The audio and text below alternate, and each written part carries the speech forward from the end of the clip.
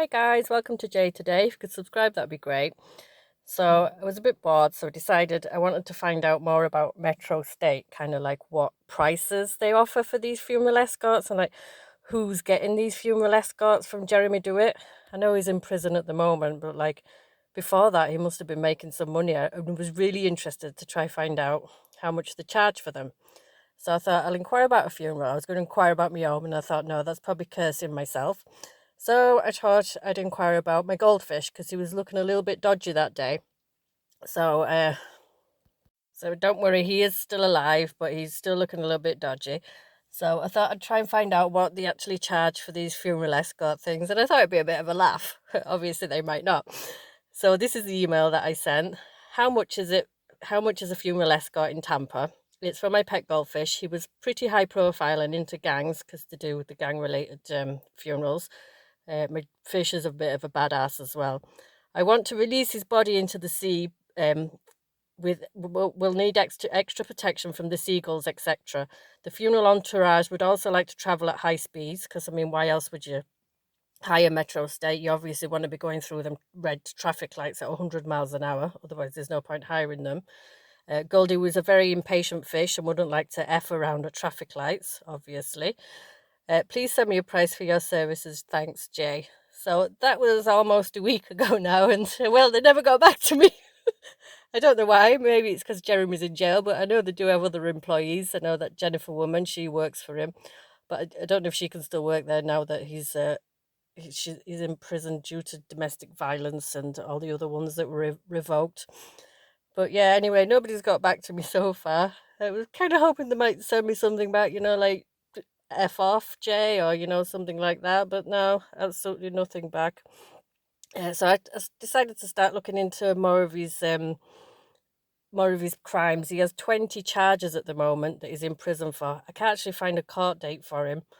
He's someone told me to look at the Jeremy Dewitte case website, which I actually did, and it seems to me like it's either written by him or written by someone close to him, maybe his wife or one of his girlfriends, because it's very kind of what he would say.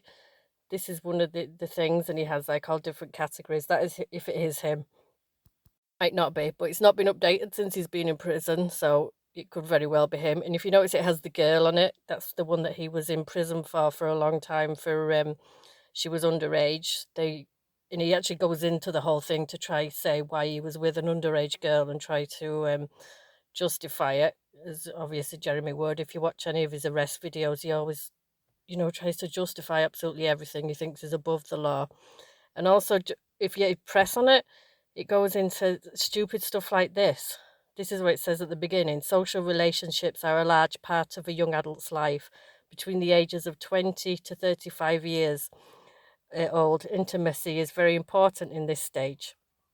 So, and then he goes on later on to say how he was, I think, 25 at the time. So he's kind of trying to say that give reasons for why he went with an underage girl, but it just makes him sound even worse. It makes him sound stupid. Well, which he obviously, well, I wouldn't actually say that, but yeah. He also says this on it as well. Partnership is usually at the forefront of a young person's mind, and lacking in that area can lead to social isolation and withdrawal. Having the ability to form long or even short-term intimate relationships is important at this time.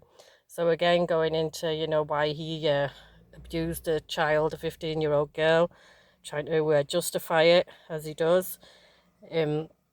During this hearing, information about DeWitt's desire to build a youth team was revealed. Apparently, he had attempted to start a junior varsity airsoft military stimulation team while his sex offender probation was active and after he became a registered sex offender. I've absolutely no idea what that is. But that's what he did to break his probation, which put him back in jail, and he was facing 8 years 3 months, and he says he only served 4 years. Like, that's still a long time that you served, like, rightly, but he's saying that like it's a great thing, like you only got half of it.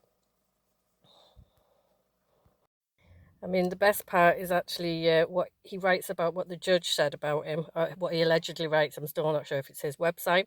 It should be noted that the judge in the violation of probation hearing was Judge Julie O'Kane. She described Jeremy Dewitte as alert and intelligent. She is also one of the judges on at least one of the Jeremy Dewitte's current 2019 and 2020 cases. Yeah, I'm not going to lie. I think that's a lie. Absolutely no way any judge is going to say that.